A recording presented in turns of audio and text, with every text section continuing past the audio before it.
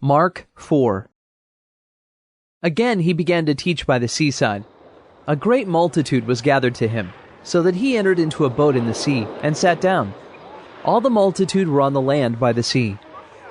He taught them many things in parables, and told them in his teaching. Listen, behold, the farmer went out to sow. And as he sowed, some seed fell by the road, and the birds came and devoured it. Others fell on the rocky ground, where it had little soil, and immediately it sprang up, because it had no depth of soil. When the sun had risen, it was scorched, and because it had no root, it withered away. Others fell among the thorns, and the thorns grew up and choked it, and it yielded no fruit. Others fell into the good ground, and yielded fruit, growing up and increasing. Some produced 30 times, some 60 times, and some 100 times as much. He said, Whoever has ears to hear, let him hear. When he was alone, those who were around him with the 12 asked him about the parables. He said to them, To you is given the mystery of the kingdom of God.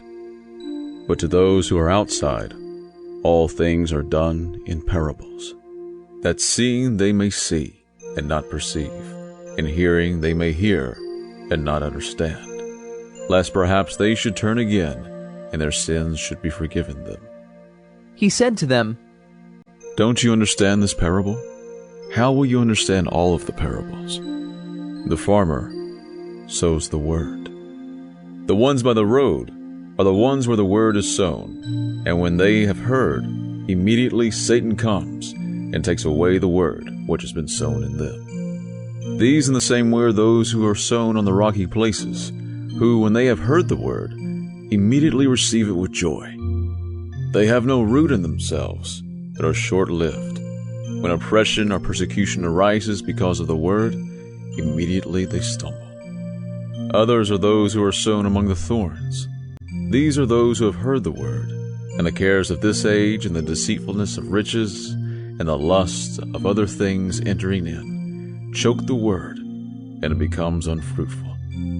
Those which were sown on the good ground are those who hear the word and accept it, and bear fruit, some 30 times, some 60 times, and some 100 times. He said to them, Is the lamp brought to be put under a basket or under a bed? Isn't it put on a stand? For there is nothing hidden, except that it should be made known. Neither was anything made secret, but that it should come to light. If any man has ears to hear, let him hear. He said to them, Take heed what you hear. With whatever measure you measure, it will be measured to you, and more will be given to you who hear.